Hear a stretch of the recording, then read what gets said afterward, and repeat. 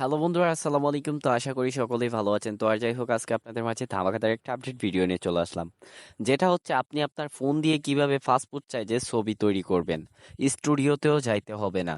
যদি আপনার পাসপোর্ট সাইজের ছবির দরকার হয় তাহলে কিন্তু এই যে প্রায় অনেকেই দেখেন যে স্টুডিওতে গিয়ে পাসপোর্ট সাইজের ছবি তোলে। তো আপনাকে আর স্টুডিওতে যাইতে হবে না। আপনার সিম্পল একটা ছবি দিয়ে কিভাবে ই পাসপোর্ট সাইজের একটা ছবি তৈরি করবেন, আজকের এই ছোট্ট ভিডিওটা দেখলে শিখতে পারবেন। তো আর যাই হোক, বেশি কথা না বাড়িয়ে লেটস স্টার্ট দ্য ভিডিও। তো যাই হোক, ফার্স্ট অফ অল আপনাকে আপনার ফোনের একটা ব্রাউজার সিলেক্ট করতে হবে। তো আমি সাজেস্ট করব গুগল ক্রোম ব্রাউজারটা।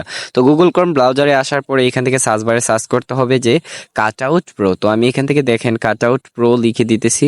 লিখে দেওয়ার পর এখান থেকে সার্চ করে দিলাম। সার্চ করে দেওয়ার পর এই যে ফার্স্ট অফ অল যে ওয়েবসাইটটা দেখতে পাচ্ছেন, এটাতে একটা ক্লিক করবেন।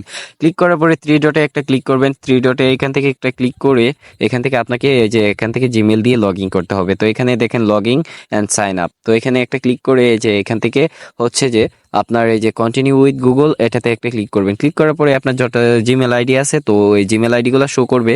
তো এখান থেকে একটা জিমেল আপনি চুজ করবেন। চুজ করে এখান থেকে দেখেন আবার কন্টিনিউ পাবেন, কন্টিনিউতে একটা ক্লিক করে দিবেন। তো যাই হোক, কন্টিনিউতে একটা ক্লিক করার পরে দেখতে পাচ্ছেন আপনাদের অ্যাকাউন্ট কিন্তু লগ ইন হয়ে গেছে। তারপর নিচে একটু স্ক্রল করবেন। নিচে স্ক্রল করলেই দেখতে পারবেন যে পাসপোর্ট ফটো মেকার।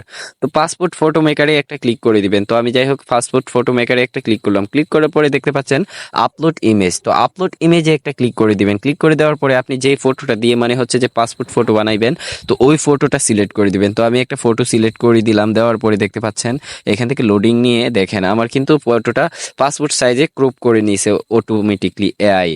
তো যাই হোক, এখান থেকে দেখতে পাচ্ছেন ড্রেসিং অ্যান্ড কালার। তো আমি ড্রেসিংয়ে একটা ক্লিক করে তারপর হচ্ছে আমার ড্রেসিংটা আমি সিলেক্ট করে দিতেছি। তো আপনারা চাইলে কিন্তু ড্রেসিং ইউজ করতে পারেন। তো আমি এই যে দেখেন ড্রেসিংটা কিন্তু লাগিয়ে দিছি। তো তারপরে হচ্ছে এখান থেকে আপনাকে কালার চুজ করতে হবে। তো আপনি যেই কান্ট্রিতে আছেন ওই কান্ট্রির কালারটা চুজ করে দিবেন। তো এখান থেকে আমি বাংলাদেশি কালারটা চুজ করে দিলাম। দেওয়ার পরে এই যে এখান থেকে ডানে একটা ক্লিক করবেন।